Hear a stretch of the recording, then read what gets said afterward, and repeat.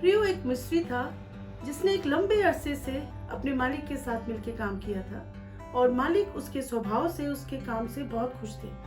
किंतु अब ये जो मिस्त्री था ये बूढ़ा हो चला था और वो अपनी बाकी की जिंदगी अपने परिवार के साथ बिताना चाहता था। तो वो अपने मालिक के पास जाके बोलते हैं, मालिक एक लंबे अरसे से मैंने आपके साथ मिलकर काम किया है, परंतु अब मैं अपनी बाकी की जिंदगी अपने परिवार के साथ बिताना चाहता हूँ, उनके साथ सुकून के कुछ पल जीना चाहता हूँ। मालिक को दुख तो बहुत हुआ, परंतु वो उसको समझ पाया और उन्होंने बोला, ठीक है तुम जा सकते हो, किंतु क्या तुम आखिरी बार मेरे लिए एक और घर बना दोगे? मिस्त्री उनके आग्रह को कुछ नहीं कर पाया, मना नहीं कर पाया। उसने काम तो किया, परंतु इस बार उसका काम बेमन से था। जल्दी जल्दी वो काम निपटा के किसी तरह अपने परिवार के साथ जाना चाहता था और घर बना दिया उसने।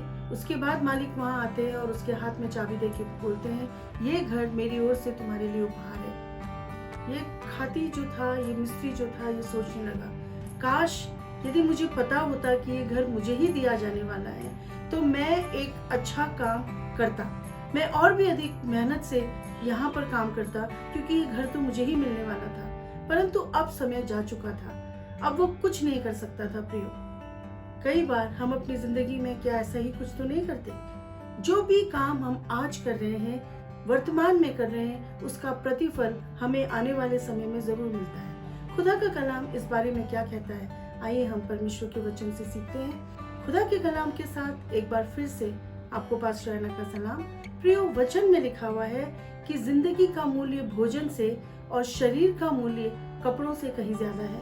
यदि आप अपनी जिंदगी में देखें तो जिन चीजों के पीछे हम अपनी जिंदगी बिता देते हैं ना, शायद वो उतनी कीमत नहीं रखती। वचन में लिखा है, उत्पत्ति की पुस्तक में यदि हम पढ़ें तो पहले अध्याय में जिक्र है प्रियो कि परमेश्वर ने दुनिया की सृष्टि करी, और जब परमेश्वर ने सृष्टि करी तो 31वां पद कहता है, सब कुछ बहुत अच्छा था। परमेश्वर ने दुनिया को बहुत अच्छा पाया।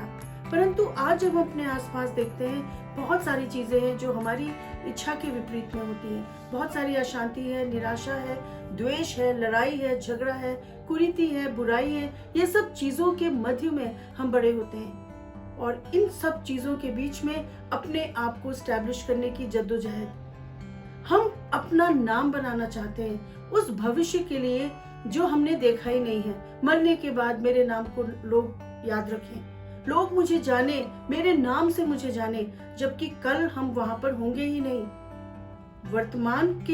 वर्तमान को भी हम खराब कर देते हैं भविष्य को संवारने के चक्कर में। आखिर में क्या होता है, हमारी पीढ़ी ही, आने वाली पीढ़ी हमारे नाम को याद तक नहीं रखती। प्रियो, परमेश्वर ने जब सृष्टि करी, परमेश्वर ने ऐसा नहीं बनाया था। फिर हम भगे भगे जाते हैं बुढ़ापे में डॉक्टर के पास और डॉक्टर बोलते हैं, वहीं जाओ जहां से आए थे, प्रकृति की गोद में कुछ समय बिताओ तो तुम्हारे टेंशन, तुम्हारी चीजें, तुम्हारी बीमारियां अपने आप ठीक हो जाएंगी। ठीक यही परमेश्वर का कलाम भी तो कहता है। परमेश्वर ने जब इंसान को बनाया तो परमेश्वर ने अपनी उपस्थिति में उन्हें बनाया।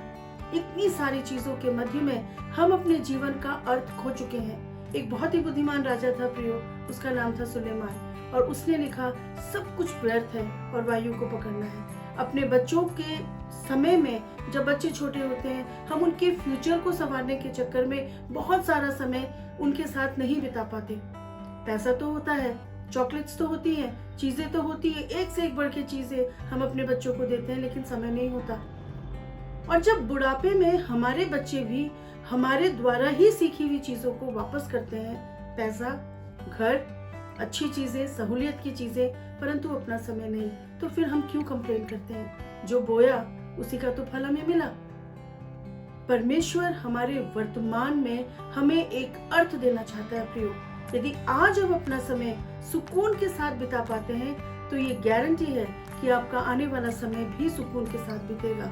मरने के बाद नहीं कि आपका नाम होगा, बल्कि वर्तमान में जब आप जी रहे हैं, प्रभु इस जीवन को एक अर्थ देना चाहता है और उसके लिए जरूरी है कि हम वापस अपने रूट्स की ओर, अपनी जड़ों की ओर चले जाएं, जहां से आए हैं, परमेश्वर के पास से।